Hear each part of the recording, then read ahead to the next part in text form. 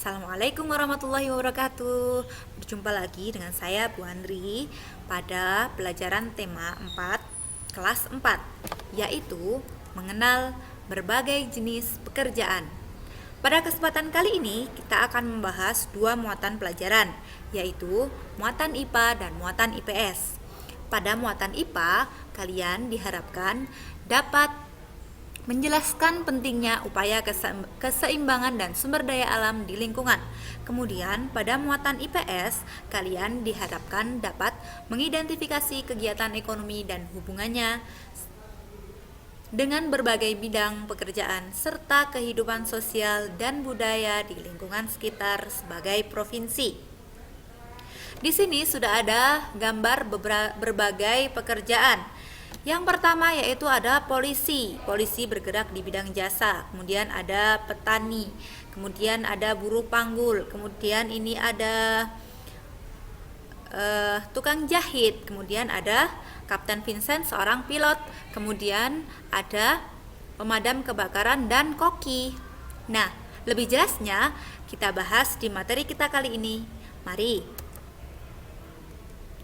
Lah, jenis pekerjaan ada dua, yaitu jenis pekerjaan yang dapat menghasilkan barang dan jenis pekerjaan yang menghasilkan jasa.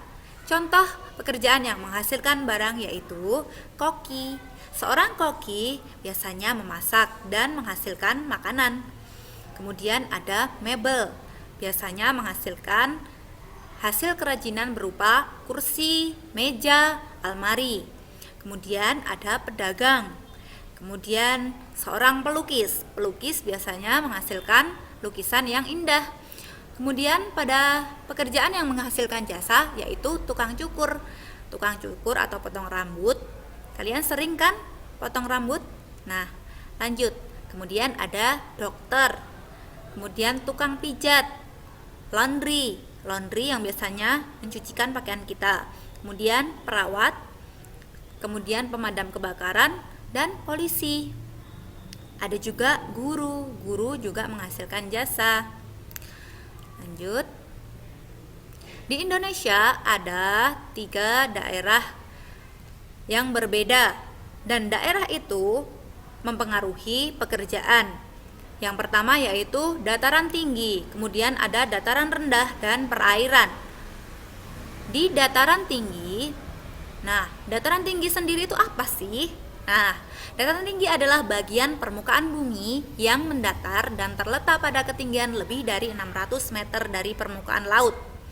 Jenis pekerjaan yang ada di sana contohnya mebel, pedagang, petani sayur, petani teh, buruh tani, dan lain-lain. Karena dataran tinggi biasanya lebih subur untuk menanam sayur. Selanjutnya yaitu dataran rendah. Dataran rendah adalah bagian permukaan bumi di daerah rendah yang relatif rata. Jenis pekerjaan yang ada di sana biasanya polisi, guru, tukang cukur, perawat, pemadam kebakaran, petani padi, dan buruh tani. Padi itu bisa ditanam di dataran rendah dan dataran tinggi juga loh ya. Jadi padi itu istimewa. Selanjutnya, daerah perairan. Daerah perairan itu adalah suatu kumpulan massa air pada suatu wilayah tertentu, baik yang bersifat dinamis, bergerak atau mengalir seperti laut dan sungai maupun statis atau tergenang seperti danau. Daerah perairan itu biasanya di daerah dekat-dekat pantai, dekat-dekat sungai dan sebagainya. Kemudian pekerjaan yang ada di sana apa saja? Tentu saja ada nelayan. Nelayan biasanya mencari ikan di laut. Kemudian kalau ada nelayan pasti ada penjual ikan yang akan menjual tangkapan dari nelayan tersebut. Jenis kegiatan ekonomi. Apa sih kegiatan ekonomi itu? Siapa yang sudah tahu kegiatan ekonomi? Kegiatan ekonomi itu adalah kegiatan membuat, menjual, dan membeli. Membuat itu adalah proses produksi. Produksi biasanya membuat suatu barang, kemudian dilanjutkan dengan proses distribusi. Distribusi adalah penyaluran barang hasil dari produksi tersebut. Kemudian konsumsi, yaitu menggunakan suatu barangnya. Nah, jadi kegiatan ekonomi itu meliputi proses produksi, distribusi, dan konsumsi. Contohnya seperti pabrik susu misalnya. Pabrik susu itu memproduksi susu. Nah, susu kotak seperti ini. Nah, kemudian susu kotak itu didistribusikan atau diedarkan ke toko-toko atau warung-warung sehingga kalian bisa membelinya di toko-toko atau warung-warung tersebut. Kemudian kalian dapat mengkonsumsinya atau menggunakannya atau memakannya. Kegiatan ekonomi beserta jenis pekerjaan yang berkaitan. Kegiatan ekonomi yang pertama contohnya tempat pelelangan ikan. Di tempat pelelangan ikan ada pekerjaan yaitu nelayan, pedagang ikan. Kemudian di rumah sakit ada seorang dokter, perawat, dan satpam. Kemudian di supermarket ada satpam, petugas kebersihan, kasir, dan lain-lain. Kemudian di pasar ada pedagang, buruh panggul, tukang parkir, dan lain-lain. Nah, kegiatan ekonomi ini contoh seperti ini. Seorang petani jagung itu punya hasil yaitu jagung. Jagungnya kemudian dilepaskan di seperti ini. Nah, yang proses kedua ini kemudian diolah di mesin pembuat popcorn. Kemudian dikemas jadi sebuah makanan yaitu popcorn seperti ini. Kalian biasanya membelinya di toko-toko atau warung-warung atau di bioskop. Nah, selanjutnya sumber daya alam. Sumber daya alam itu adalah segala sesuatu yang secara alami dan dapat dilakukan untuk memenuhi kebutuhan manusia. Sumber daya alam berdasarkan sifatnya itu ada dua macam, yaitu yang dapat diperbarui dan tidak dapat diperbarui.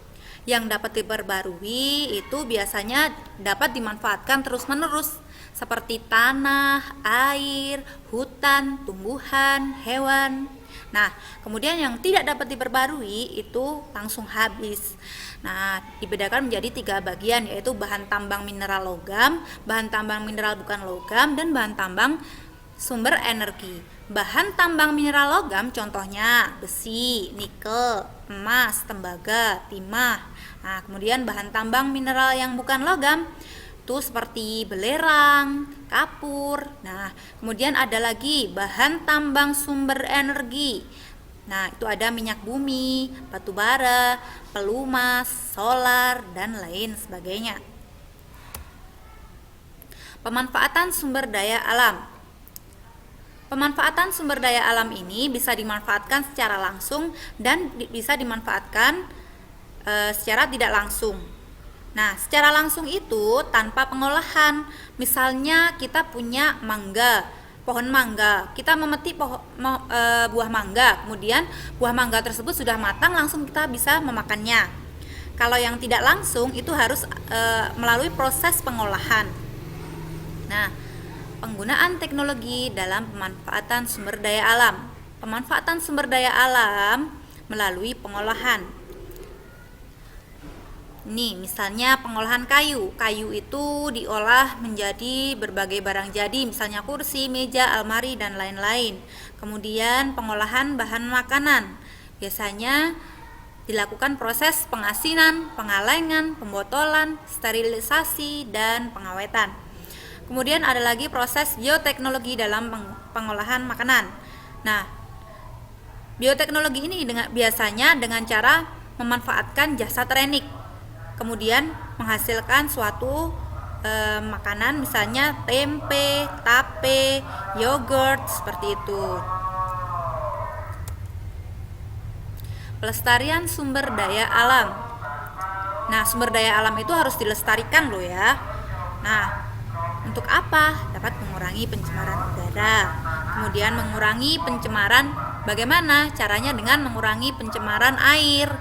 Nah, Jadi kita harus melestarikan sumber daya alam itu dengan mengurangi pencemaran udara, mengurangi pencemaran air, kemudian tidak meninggalkan titik api di hutan. Kalau kita meninggalkan titik api di hutan, bisa jadi kebakaran, kemudian sumber daya alamnya habis. Nah, selanjutnya pelestarian sumber daya alam,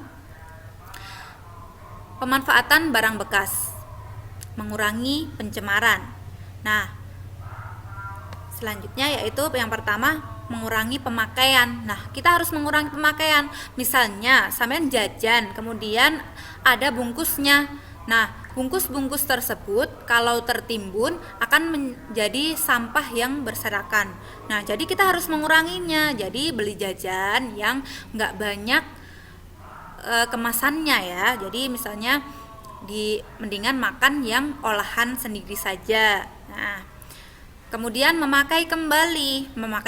Kita harus bisa memilih barang-barang yang bisa dipakai kembali. Jangan barang-barang yang hanya sekali pakai. Kalau kita memakai hanya sekali pakai, maka sampahnya tentu lebih banyak. Nah, kemudian mendaur ulang. Kita harus bisa mendaur ulang barang-barang yang sudah tidak terpakai, limbah-limbah dari rumah, misalnya botol-botol bekas atau kemasan-kemasan, itu kan bisa kemasan, misalnya kemasan kopi bisa menjadi tirai, kemudian botol-botol plastik itu bisa jadi mainan, mobil-mobilan dan sebagainya.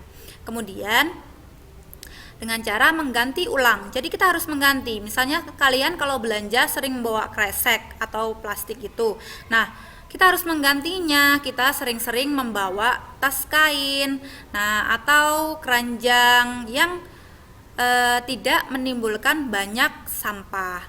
Kalau kita bisa menjaga kelestarian bumi ini, insya Allah bumi ini akan indah dan tidak terjadi bencana. Biasanya apa sih bencana yang disebabkan ketika kita menimbun sampah? Biasanya apa? Oh ya, ada banjir, kemudian tanah longsor dan sebagainya. Nah, itu tadi materi dari Bu Handri, yaitu tentang pekerjaan dan tentang sumber daya alam. Nah, cukup sekian materi dari Bu Handri, semoga bermanfaat. Assalamualaikum warahmatullahi wabarakatuh.